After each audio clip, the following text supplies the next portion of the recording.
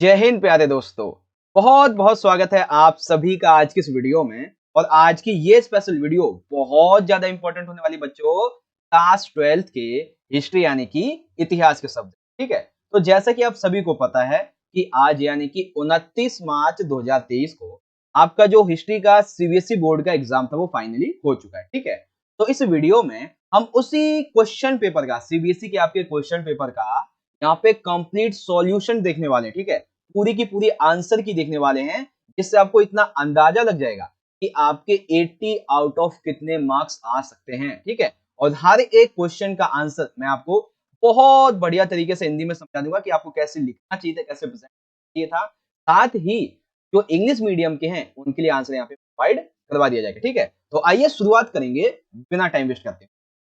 Okay, तो शुरुआत करते हैं। देखिए मेरे पास सॉल्यूशन के लिए अभी सेट नंबर 2 है। ठीक है, जिस भी बच्चे को अपना सेट नंबर 1 और सेट नंबर 3 का वीडियो चाहिए तो सभी के सभी बच्चे फटाफट से कमेंट करके बताओ। अगर आपको अपने सेट नंबर 1 और 3 का भी वीडियो चाहिए तो फटाफट से कमेंट करके बताओ। ठीक है, सेपरेट वीडियो बना देंगे अगर आप ज्यादा कमेंट करें तो। आइए देखते हैं। तो सेट 2 के लिए हम यहाँ पे आगे देखते हैं तो दिया गया है। देखिए पेपर का पैटर्न सेम वही फॉलो किया गया जो हमने आपको ऑलरेडी करवाया हुआ था। ठीक है, सेम टू सेम वही आया हुआ है। ठीक है, उसी तरीके से सामान्य निरीक्षण वगैरह। खंड नंबर कहाँ से शुरुआत करेंगे? देखिए हो सकता है कि आपको जो वीडियो की क्वालिटी उसमें थोड़ी दिक्कत हो, मैनेज कीजिएगा उससे। ठीक है ना? तो सबसे पहले खंड नंबर ए था, खंड का था, जिसमें हमारे टोटल 21 एमसीक्यू थे। ठीक है, हर एक एमसीक्यू क्वेश्चन का आंसर मैं आपको बढ़िया तरीके से समझा दूंगा। समझ क्या क्या आप करके आए हो।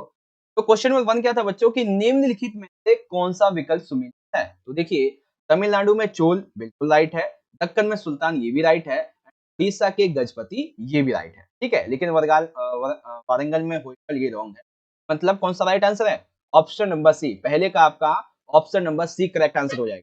ठीक है, option number C is the correct answer. ठीक है, अब ये जो आपका दूसरा वाला क्वेश्चन है इसका आप यहाँ पे देखेंगे सेम चित्र आपको करवाया था पेपर में, सेम टू सेम चित्र करवाया था जो कि किसको दर्शाता है यहाँ पे बच्चों?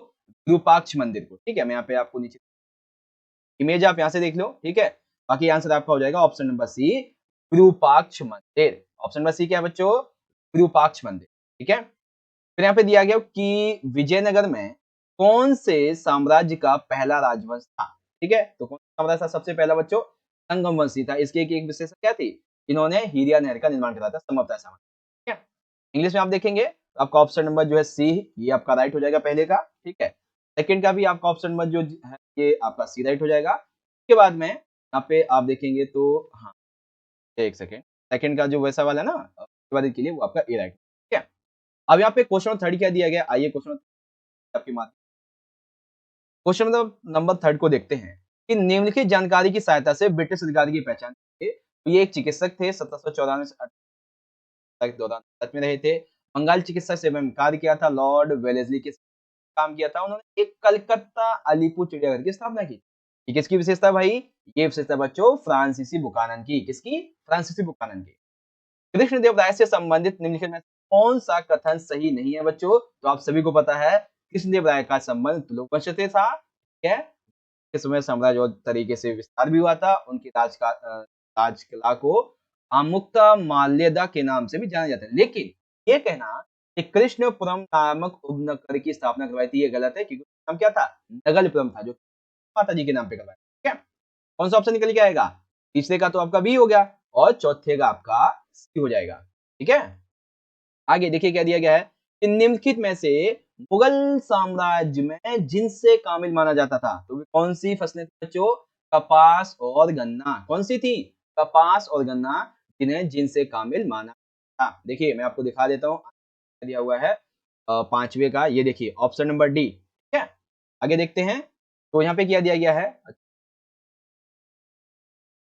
आपको दिख, हाँ यहाँ पे देखिए थोड़ा अच्छे से दिख जाएगा कि दिया गया है। यहाँ पे भक्ति परंपराओं के बारे में देखना है कि इतिहासकारों ने परंपराओं को जानने के लिए भक्ति संतों की जीवनी का चित्रण किया। बिल्कुल ठीक है, कई मान्यताओं और प्रथाओं को महान तथा लघु सांस्कृतिक पौराणिक परंपरा नाम दिया गया। ठीक है, भक्ति परंपराएं दो व्यापक श्रेणियों में वर्गीकृत की गई, एक सगुण और निर्गुण।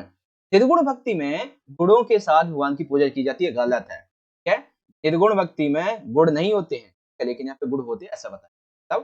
जिसमें पहला दूसरा तीसरा सही हो तो ऑप्शन नंबर हमारा ए राइट हो जाएगा। ठीक है, दिखा देता हूँ आपको, आपका ऑप्शन नंबर ए, पहला दूसरा तीसरा ये हमारे राइट। ठीक है, अब जो बच्चे इंग्लिश मीडियम के थे, थर्ड का आपका जो फ्रांसीसी हो गया। ठीक है, फोर्थ का आपका ऑप्शन नंबर सी हो गया, फिफ्थ का आपका ऑप्शन नंबर जो यहाँ पे डी हो जाएगा, आपका करेक्ट है। चलिए क्वेश्चन नंबर 7 ध्यान से देखिएगा बच्चों कि निम्नलिखित में से किस देश से अफनासी निकेतन का संबंध है। तो मैंने आपको बताया था कि कई क्वेश्चन जो है ना वो आपके काल रेखा जो होती है ना आपकी किताब के सबसे वाले भाग में, तो वहां से लिए जाएंगे। तो ये क्वेश्चन वही है, अफनासी निकेतन बेसिकली रूस के संबंध में, किस देश से संबंधित है, रूस से। निम्नलिखित में से बुद्ध के संबंध में कौन सा कथन सही है, तो सांची स्तूप गलत, मतलब सांची में जन्म हुआ गलत है, लुम्बिनी ज्ञान प्राप्त हुआ गलत है, पहला उपदेश बोधिया में दिया ये भी गलत। ठीक है, जन्म क्या हुआ था, नेपाल के लुम्बिनी प्राप्त होता, बिहार पहला उपदेश सारनाथ। ठीक है, बुद्ध ने कुशीनगर में महापरिनिर्वाण प्राप्त किया, इनकी मृत्यु जो थी उनकी वो यहीं पर हुई। यहाँ पे ऑप्शन नंबर जो आपका डी है ये करेक्ट। ठीक है, अब देखिए क्वेश्चन नंबर 9 क्या कहता है, यहाँ पे हमें क्या देखना है, यहाँ पे एक सुव्यवस्थित क्रम देखना है। ठीक है, सुव्यवस्थित क्रम देखना है, तो क्रम के मामले में देखिए यहाँ पे क्या है कि 9th का सी है ना, 9th का क्या दिया हुआ है, सी दिया हुआ है, यानी नंदा जो ये जो नंद वंश है बच्चों, ये तकरीबन जहां तक मुझे डेट वैसे याद नहीं है करेक्ट, ये 1600 से लेके कुछ 1700 के आसपास का है, लेकिन ये बीसी की बात हो रही, ईसा पूर्व की बात। ठीक है, फिर उसके बाद में मौर्य वंश आया था। ठीक है, मौर्य वंश, और मौर्य वंश के बाद में सुंग वंश आया था, और सुंग के बाद में आए थे गुप्त। यानी कि अगर आपसे आप पूछूं, अब मैं कहूं सबसे पहले आया था नंद वंश, सेकंड पे आया था मौर्य वंश, थर्ड पे आया था शुंग, एंड फोर्थ पे आया था गुप्त। तो पहले पे पहला है, और फिर दूसरे पे तीसरा है, और तीसरे पे दूसरा है, और चौथे पे चौथा है, जबकि सी वाला हमारा यहाँ पे राइट आंसर हो जाएगा। ठीक है, क्योंकि आपके जो चैप्टर नंबर सेकंड है ना, तो चैप्टर नंबर सेकंड आपकी जो फर्स्ट बुक है उसमें काललेखा जो दी है ना, वहां से ये क्वेश्चन। ठीक है, अब यहाँ पे मिलान कर देना है भाई, तो मिलान के संबंध में एकदम सिंपल सा, जो आपको सबसे आसान लगता है बस आप उसे ढूंढ। ठीक है, तो आपको सबसे आसान क्या लगता है, जॉन मार्शन। तो जॉन मार्शन कौन थे भाई, जॉन मार्शल छोड़िए, एस एन राव को आप याद करें।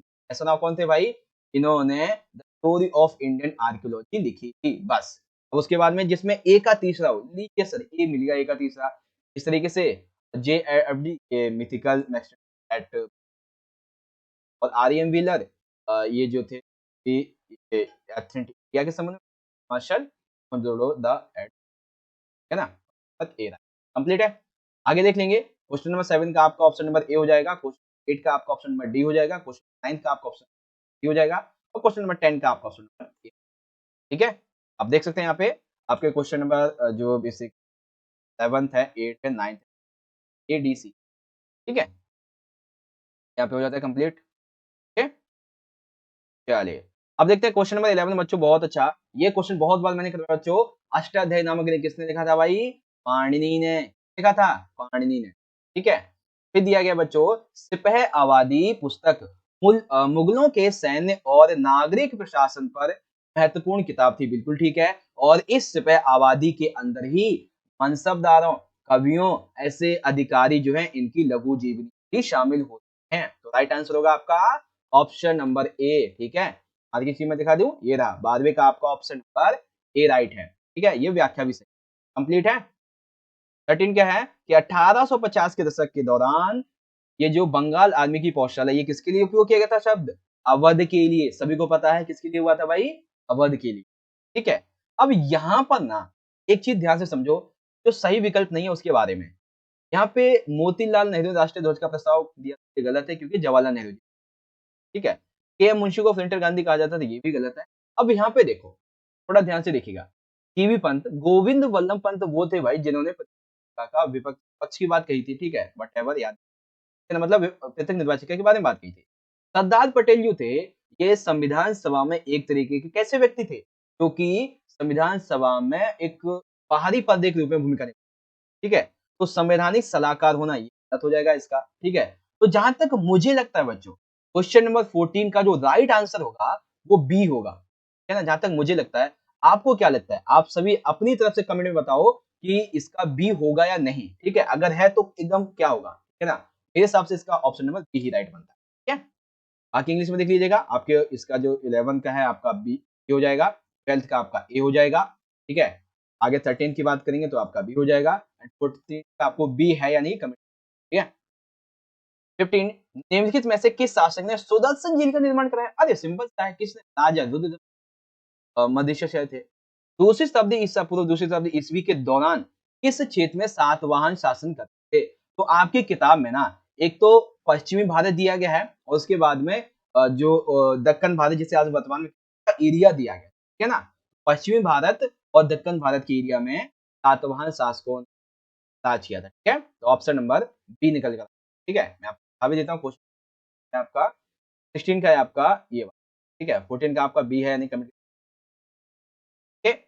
निम्नलिखित में से किस शासक ने सांची स्तूप के संरक्षण के लिए कार्य किया था? तो सिंपल सी बात है, वो कौन थी? शाहजहां बेगम, ठीक है। अब यहाँ पे बारी आती है सही सुमेलित करने की। तो आप सभी को पता है जवाहरलाल नेहरू जी की बात करेंगे, का संबंध किससे? उद्देश्य प्रस्ताव पर कार्य किया, ठीक है। डॉक्टर राजेंद्र प्रसाद संविधान सभा के अध्यक्ष थे, डॉक्टर बी आर अम्बेडकर प्रारूप समिति के अध्यक्ष, बी एन राव संविधान के सलाहकार। तो ए का जिसमें भाई चौथा दिया हो जी लीजिए, सी मिल गया, बी का तीसरा, सी का पहला और डी, ठीक है। ऑप्शन नंबर आपका यहाँ पे सी निकल गया, ठीक। आगे देख लेते हैं, तो 15 का जो है आपका ऑप्शन नंबर यहाँ पे हो जाएगा बी, ठीक है। 16 का ऑप्शन नंबर हो जाएगा बी इसका, ठीक है। 17 तक का आपका ऑप्शन नंबर हो जाएगा डी, 18 का जो आपका ऑप्शन नंबर हो जाएगा कंप्लीट है। चलिए, अभिकरण क्या दिया है कि गांधी जी ने रॉलेट एक्ट के विरुद्ध राष्ट्रव्यापी अभियान शुरू किया। बिल्कुल ठीक है, 1920 में तो अपना अभियान शुरू किया था, वो उसका कहीं ना कहीं ये कारण रहा था। अंग्रेजों ने लोगों को बिना जांच के जेल में डालने हेतु शासन को एकीकृत किया था, यानी कि रॉलेट एक्ट में, ठीक है। रॉलेट एक्ट में क्या था कि अंग्रेज जो थे वो बेसिकली क्या करते थे, किसी को भी शक के आधार पे डाल देते थे जेल में। तो ठीक है, मतलब यहाँ पे हमारा ए भी सही है, आर भी सही है। और कारण रॉलेट एक्ट का विरोध क्यों किया गया था? क्योंकि अंग्रेज जो थे वो बिना जांच के जेल में डाल रहे थे, इसलिए विरोध किया गया था। तो इसलिए हमारा ऑप्शन नंबर ए राइट हो जाएगा। व्याख्या भी है यहाँ पे, ठीक है। यहाँ पे इसमें का आपको दिखा दूं तो ये आपका ए राइट, ठीक है। चलिए, 20 वे भाई गंधारी के पति थे, हंसने राजा थे। तो किस बात हो रही है? की बात हो रही है, ठीक है। आगे 1857 के बारे में बड़े ध्यान से समझिएगा बच्चों। ये इसमें ना इन्होंने मैंने आपसे बोला था कि कई बार क्वेश्चन में ये आंसर हो, इन्होंने क्या किया है यहाँ पे, शायद आपको सही से देखे, ये रहा देखो, इसमें आप देख सकते हैं कि अवध में वेलेस्ली के द्वारा जो सहायक संधि शुरू की गई थी, सबसे पहले यही शुरू की गई थी, ठीक है। सबसे पहले जो थी सहायक संधि ही शुरू की गई थी, कब? 1798 में, ठीक है। उसके बाद जो नवाब वाजिद अली शाह को अपदस्थ किया गया था, ये कब हुआ था? 1856 में, ठीक है। तो दूसरे पे ये है, अवध में अंग्रेजों द्वारा शुरू किया गया एकमुश्त बंदोबस्त जो राजस्व था, ये 1856 में किया गया था। और फाइनली चौथे नवंबर मेरठ में विद्रोह हुआ था 10 को, ठीक है ना। तो एकदम क्रम के अनुसार ये पहले से ही लगे हुए हैं, मतलब ऑप्शन नंबर ए जो है, ठीक है, ऑप्शन नंबर ए राइट हो जाएगा। क्या प्यारे बच्चों, तो यहाँ पर हमारे 21 जो एमसीक्यू थे, यहाँ पे आपका ए राइट हो जाएगा, ठीक है। इसमें का आपका जो है वो बी राइट हो जाएगा, आपका ए राइट, ठीक है भाई। तो यहाँ पर आपके सेक्शन नंबर जो ए था, ठीक है, सेक्शन नंबर ए के टोटल 21 एमसीक्यू कर लिया। आई होप आपको एमसीक्यू का पूरे का पूरा पार्ट समझ में आ चुका होगा, कितने आपके सही गए, ठीक है। आगे आता है खंड नंबर 7, ठीक है, जिसमें है लघु उत्तरीय प्रकार के प्रश्न, ठीक है। तो क्या दिया गया बच्चों? प्रारंभिक ऐतिहासिक काल के सामाजिक विवाद को समझने के लिए महाभारत एक विशालकाय महाकाव्य स्पष्ट कीजिए। के बाद भाई ये एकदम सही है, महाभारत एक महाकाव्य है, ठीक है। ऐसे विश्व का सबसे लंबा साहित्यिक ग्रंथ महाकाव्य हिंदू धर्म जाता है। श्लोक की बात करिए तो मूल कथा में कुल 10,000 श्लोक थे, लेकिन धीरे 10,000 तक थे, 1,40,000। हमें परिवारों के बारे में जानकारी मिलती है, वंशिकता के बारे में जानकारी मिलती है, कन्यादान तथा विवाह के समय कन्या को भेंट में दान देना जानकारी, विवाह के नियम की जानकारी मिलती है, गोत्रों के बारे में जानकारी मिलती है, ठीक है। तो टोटली ये पॉइंट है। इसके अलावा भी और कोई इंपॉर्टेंट पॉइंट हो सकता है आपके अनुसार, आप लिखेंगे, हाँ, होना इसी के संबंध में, ठीक है। आगे बात करते हैं अगले पॉइंट की। तो अगला क्वेश्चन क्या था कि अच्छा एक सेकेंड, इंग्लिश मीडियम में तो दिखाया ही नहीं, क्या हुआ मैंने, महाभारत इज एन इपिक, कैसे लिखेंगे? पहला पॉइंट ये, क्या बाकी के आपके ये पॉइंट आ जाएंगे और इस तरीके से आप देख सकते हैं, ठीक है। आगे देखते हैं, तो दिया गया हमारा अगला क्वेश्चन नंबर 23, बहुत ही अच्छा सा प्रश्न भाई। फारसी राजदूत अब्दुल रज्जाक विजयनगरी किलेबंदी को देखकर क्यों प्रभावित हुआ था भाई? वो इसलिए क्योंकि उसने देखा किलेबंदी में न केवल शहर को बल्कि खेतों और जंगलों को भी किलेबंद किया गया था, ठीक है। सबसे पहली दीवार शहर के चारों ओर बनी पहाड़ियों के आपस में जोड़ दी, ठीक है। और किलेबंदी में बेसिकली जो है पत्थर के टुकड़े फराकार थे, जाते थे, ठीक है। अब्दुल रज़्ज़ाक लिखता है कि भाई पहली और दूसरी और तीसरी समिति जो जुते हुए खेत थे, बगीचे थे, आवाज़ को भी घेरा गया था, जो कि किसी साम्राज्य की सुरक्षा के लिए बहुत ही इम्पोर्टेंट रोल इसीलिए बहुत ज़्यादा बेसिक साबित हुआ था। यही पार्ट है। ये गोत्र कहाँ से आ गया भाई? गोत्र तो अलग आ जाएगा। ठीक है?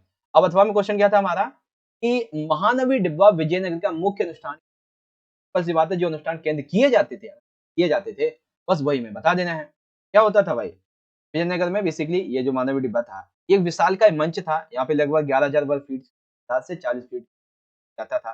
फिर यहाँ पर कुछ चित्र मिले हैं जिसपे एक लकड़ी यहाँ पे अनुष्ठान जो थे बेसिकली 17 अक्टूबर से मनाए जाते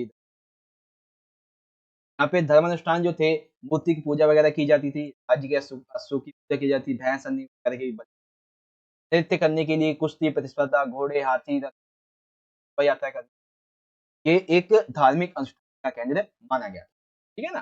तो ये पॉइंट है यहाँ, सिंपल से। ठीक है? उसके बाद में इन्हीं क्वेश्चन को अगर आपने इंग्लिश में लिखना है, तो description of the Abdul Razzaq the of option number सबके and then the Mahanavi Dibba was a ritual center of Vijayanagar because of that complete है चलिए अगला क्वेश्चन क्या है ये मैंने आपको बहुत बड़े तरीके से समझाया था तो मुगल कालीन ग्रामीण समाज में जमींदारों की पता कीजिए तो आपको बहुत बड़े तरीके से समझाया था मैंने कि अगर हम पिरामिड की बात करेंगे तो सबसे संकरे सी इस पे कहते थे इनके पास अपनी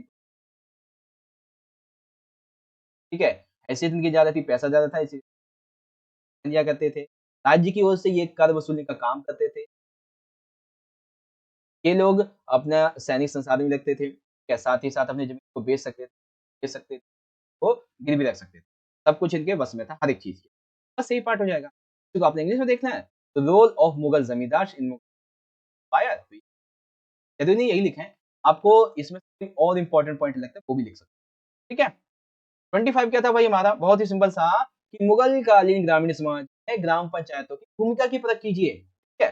ग्राम पंचायतों में क्या था भाई? गाँव की पंचायतों था जिनके पास पंचायत का सदर एक मुखिया होता था ठीक है गांव की आमदनी खर्चे का हिसाब किताब रखता था ठीक है एक पटवारी पंचायत का एक बड़ा काम होता था ये तसल्ली करना कि शादियां वगैरह जो है वो जाति की जो है ठीक है जाति की विलना करने वाले लोगों के लिए आचरण पर अगर कोई गांव के खिलाफ जा रहा है जाति के हितों के खिलाफ जा रहा है तो उसको समुदाय से निष्कासित कर सकते लगा सकते ये इनकी भूमिका है ठीक है ये चीज है अब इसी को आपने English panchayat in rural community कैसे थी भाई ठीक है आगे पहले कह दिया गया बच्चों अगला देख लेते हैं एक बार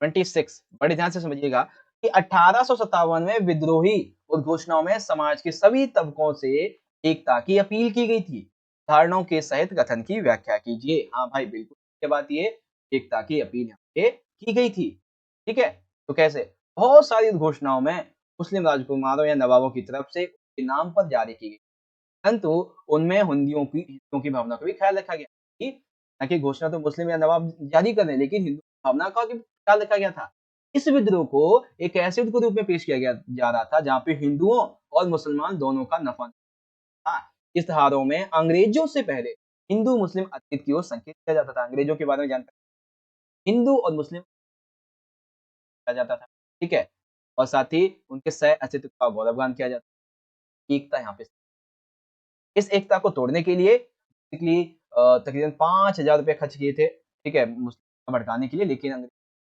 चली नहीं, ठीक है? इसलिए यहाँ पे एकता इस तरीके से स्थापित हुई थी, ठीक है? सेकंड क्वेश्चन क्या था भाई?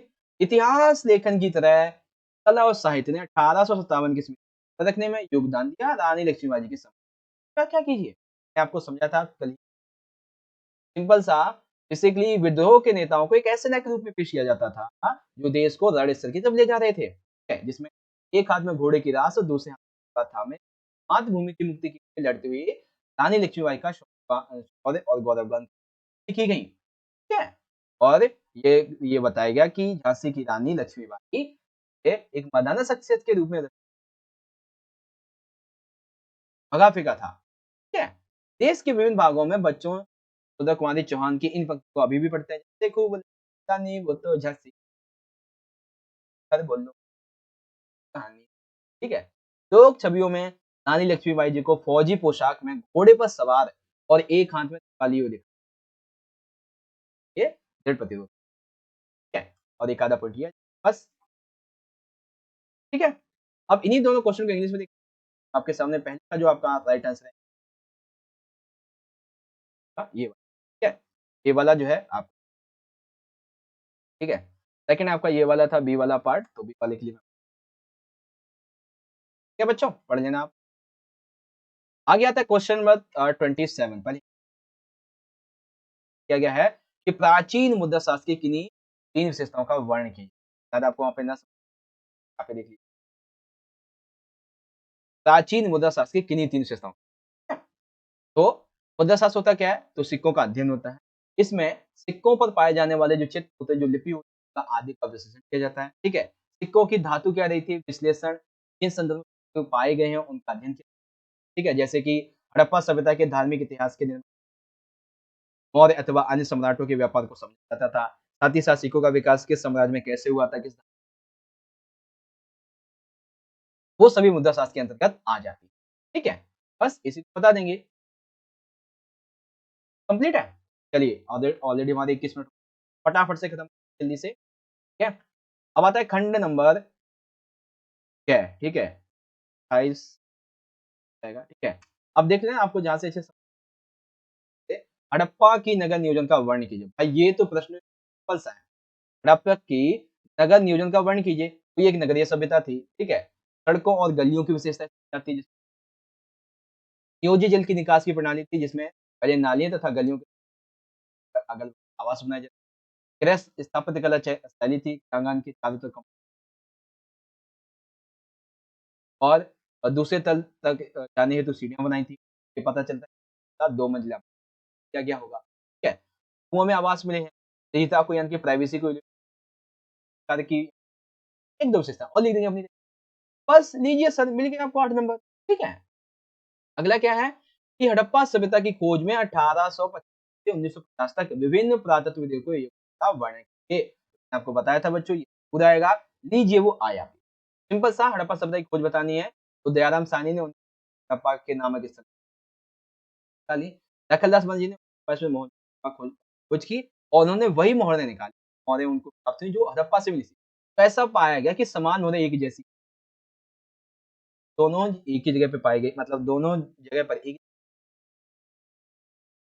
फाइनली 24 में भारतीय पुरातात्विक सर्वेक्षण सिंधु घाटी में नवीन सभ्यता एस एन राव जी क्या कहते हैं एस एन राव जी अपनी किताब में the Indian story of India John Marshall ने भारत को जहां पाया था उसे 3000 वर्ष पीछे छोड़ तो इसलिए क्योंकि John Marshall G S N Rao कहते हैं क्योंकि मेसोपोटामिया के पुरास्लों में हुए उत्खननों से हड़प्पा पुरास्लों पर मिली मोहरों जैसी पर तब तक पहचान ना जखी ऐसी मोहरें मिली। ये पता चलता है कि विश्व को न केवल नवीन सभ्यता हड़प्पा सभ्यता का पता चला बल्कि ये भी पता चला कि वो मेसोपोटामिया के समकालीन थी। अलेक्जेंडर कनिंघम का वो जो बात थी ना भाई क्या बोलते हैं एक हड़प्पा मोहर वाली ठीक है और ये फिर 1944 में जो भारतीय पुरातत्व सर्वेक्षण आरएमवी वगैरह की बात की थी ठीक है ये कंप्लीट हो गया। अब इन दोनों को इंग्लिश में देख लो the following is the description town planning ठीक है अर्बन टाउन प्लानिंग के बारे में आप इसका भी कैसे होती है स्टेशन की ठीक है सीधा पॉइंट टू पॉइंट हमने आंसर की बात की है टाइम वेस्ट करने ठीक है। अगला क्वेश्चन में 29 बच्चों को क्या दिया गया है अलवार और नैनारों ने राज्य के समर्थन से एक भक्ति और सामाजिक आंदोलन का इसका किया इसमें आपको दो बताने क्या बताने हैं एक तो अलवार और नैनारों ने क्या क्या और साथ ही कि राज्य ने कैसे समर्थन तो भक्ति संत दक्षिण भारत के कृषक समाज का सम्मान इसी वजह से राज्य भी इनका समर्थन प्राप्त करना चाहता और भक्ति के अनुदान की जैसे चोल शासक था जिसने 9 से 13वीं शताब्दी में ब्राह्मण तथा भक्त समर्थन दिया साथ ही साथ भगवान विष्णु शिव के मंदिरों निर्माण वगैरह के लिए भूमिदान अब इनकी मदद से इन्होंने आंदोलन चलाया। इस आंदोलन में जो संतों अलवार नैना संतों ने ब्राह्मणीय व्यवस्था और जाति प्रथा का विरोध किया। ये हम कैसे कह सकते हैं कि भक्ति संत विविध समुदायों से आते थे, जैसे ब्राह्मण, क्षत्रिय इत्यादि। ब्राह्मण जिन्हें नहीं समझा जाता था, जिन्हें अवैध माना जाता था, वे भी इसमें शामिल थे। उदाहरण अलवार संतों का मुख्य काव्य जैसे कि नलिनी दिव्य प्रबंधम है, वो तमिल वेद के जितना वर्णन बताया। ठीक है? इन्होंने बेसिकली संस्कृत भाषा को छोड़ के एक और भी यहाँ पे बातें आ जाती हैं वगैरह और ये कुछ बात बस ये लिख देनी है कि प्रांतक बाद में 1-2 यही है सिंपल सा आपका पॉइंट है, कंप्लीट है। अब यहाँ पे सेकंड क्या कि बाबा गुरु नानक की दृष्टि समावेशी इस कथन की व्याख्या की। तो बाबा गुरु नानक की दृष्टि समावेशी थी कैसे पता चला? पहले तो सिख धर्म के संस्थापक जाते थे, ये निर्गुण भक्ति के प्रचारक थे, धर्म के सभी भावों को आडंबर को स्वीकार किया, हिंदू मुस्लिम ग्रंथों का स्वीकार किया, उपासना का सरल नियम बताया, जो शब्द थे अब क्या थे भाषा में शब्द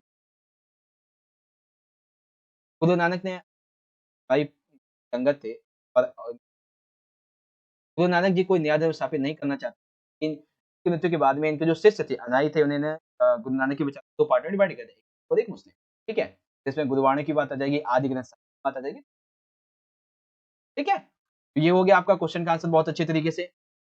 बाकी आगे देख लें? अच्छा आगे देखने से पहले 29 का इस वर्जन देख लें, इस वर्जन। तो अलवार एंड नैना सन आएँगे, आप इन बढ़िया तरीके से पढ़ सकते हैं। ठीक है बच्चों? एकदम बढ़िया तरीके से आप इज़िली आउट कर सकते हैं। कंप्लीट है? सेकंड क्वेश्चन क्या था भाई? कि Baba Guru Nanak vision was inclusive है? उसके बारे में आपके साथ ठीक है? 8 नंबर का अगला क्वेश्चन क्या है? आखिरी है आपको नमक सत्याग्रह के कारणों और घटनाओं को कीजिए और भारतीय स्वतंत्रता आंदोलन में 1916 से 1922 तक गांधी जी की भूमिका का वर्णन कीजिए। ठीक है? तो एक तरीका इसको लिखने का मैं सिंपल सा आपको बताऊं ऐसे तो ये जो नमक सत्याग्रह है इसी को सबने अवज्ञा आंदोलन बोलते हैं, दांडी मार्च। ठीक है? गांधी जी ने ब्रिटिश शासन के खिलाफ व्यापक असंतोष को नामद करने की आशा से दांडी मार्च ऐसा असंतोष था क्योंकि जो नमक प्राकृतिक देन है, जो प्रत्येक व्यक्ति का एक प्राकृतिक हक है, ये भारतीयों के घर का मसाला है। इस पर ब्रिटिश कंपनी एकाधिकार बनाया हुआ है। ठीक है? इसको ना आपके सपोर्टिव मटेरियल में कि नमक उत्पादन पर विक्रय पर केवल राज्य का अधिकार था। अंग्रेज सरकार पर अपना लाभ कमा रही थी, ठीक है? प्रकृति द्वारा बिना श्रम से उत्पादित नमक को नष्ट कर रही थी और स्वयं बना के लोगों को बाँट रही थी, ठीक कमा रही थी। नमक कानून आम जनता में बेहद लोकप्रिय था, ठीक है ना? तब लोकप्रिय था, लोग इसकी आलोचना करते इसीलिए उस असंतोष को, क्रोध को लामबंद किया। नमक का शुरुआत होती है 12 मार्च 1900 को गांधी जी अपने साबरमती में स्थित और बढ़ना शुरू किया तो उन्होंने भाषण और तो उसका बहुत ऐसा प्रभाव पड़ा कि लाखों लोग महिलाएँ और बड़े-बड़े लोग और छोटे जात लोग सब अभिजात और छोटी ठीक है। फाइनली गांधी जी 6 अप्रैल 1900 को दांडी पहुँचे और एक मुट्ठी कर नमक कानून को तोड़ा और फिर इसको तुरंत ही गांधी जी को तुरंत गिरफ्तार करके जेल में डाल दिया गया। ठीक है, लेकिन सफलता ये मिली कि दांडी मार्च ने गांधी जी को गांधी का जो ध्यान था अब ये जो दांडी मार्च हुआ, नमक सत्याग्रह हुआ, इस नमक सत्याग्रह से वर्ल्ड में गांधी जी तो पॉपुलर हुए, साथ ही साथ वर्ल्ड की जो एक इंटेंशन था, वो भारत की तरफ ठीक है? यूरोपीय और अमेरिकी प्रेस द्वारा इसको कवर किया गया, अमेरिकी में टाइम्स ने ठीक है? और इसी यात्रा ने अंग्रेजों को एहसास करा दिया कि भाई कुछ शक्ति है अंग्रेजों को देनी ही ठीक है? तो अंग्रेजी में लिख लीजिए भारतीय स्वतंत्रता आंदोलन अच्छा, एक क्वेश्चन अभी और क्या बचता था कि 1916 से 1922 तक की गांधी जी ये रही। ये क्वेश्चन थोड़ा-सा ब्लर हो गया है, ये आपको मैं बता देता हूँ। 1915 में गांधी जी अफ्रीका से भारत लौटे, तो उससे पहले 1893 में अपेक्षाकृत भारत राजनीति ये था। अधिकांश प्रमुख शहरों कस्बों में राष्ट्रीय कांग्रेस की खुल चुकी थी।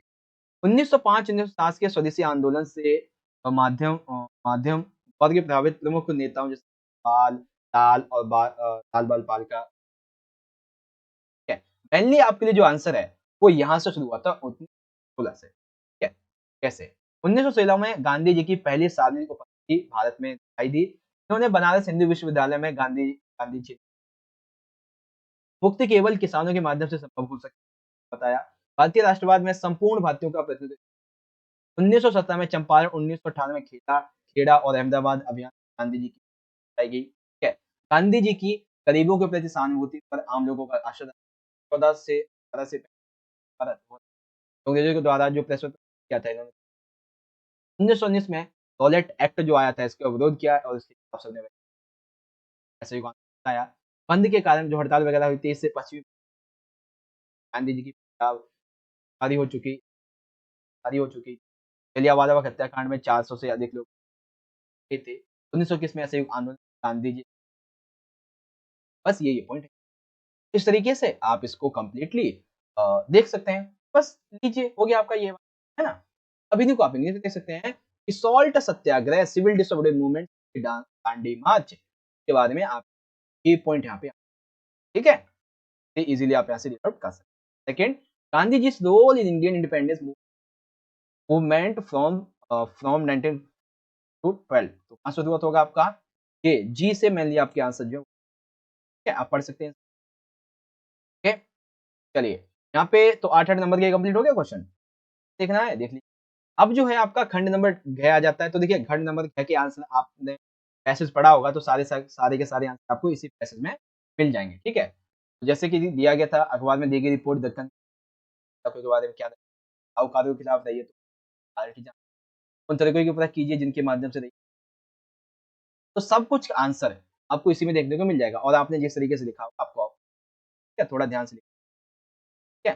शिक्षा तथा मनोरंजन की बात आ जाती है तो ये बहुत अच्छे तरीके से आपने कर लिया होगा और कोई इब्न बतूता की ठीक। उसके बाद में तीसरा था थ्री गाथा के बारे में तो ये तो भाई मैंने भी आपको करवाया था और हर एक क्वेश्चन से अभी किया था ठीक है।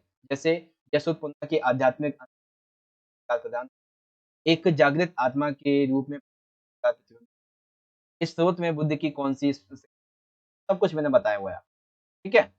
मेनली आपको मैं मैप बता देता हूँ कि मैप है तो मैप देखिए जिस बच्चे ने मुझे पद दिया उसे मैप नहीं काफी तो आपको यहाँ पे सबसे पहले स्तूप ठीक है सांची का स्तूप बच्चों आपका यहाँ ठीक है इस एरिया में आपका सांची स्तूप ठीक है पे क्या है आपका यहाँ पे है आपका सांची ठीक है। सेकंड क्वेश्चन क्या था कि धौलावीरा विकसित हड़प्पा स्थल आपको मैंने बताया था ये जो गुजरात है इसमें 3 है डी एन ऊपर की तरफ है यहाँ पे आ जाता है आपका ठीक है और आपका अवीरा ठीक है। अगला क्वेश्चन क्या था कि शाहजहानाबाद दिल्ली में अरे ये तो दिल्ली में ही है गोलकुंडा ये बेसिकली बाद में कुछ यहाँ पे गोल ये वाला जो है ना ये यहाँ पर गोलकुंडा ये क्या है ये है ठीक है। बाकी बच्चे ने जब बच्चे को भूल गया कि जो 1857 की विद्युत केंद्र थी ना ये और भी ये ठीक है ना तो अब मुझे बताना कमेंट बॉक्स में कि 1857 के विद्रोह के जो केंद्र अंकित किए गए थे वो कौन कौन से कमेंट बॉक्स में ठीक है। बाकी ये आपका यहाँ पे कंप्लीट है प्यारे बच्चों ओके।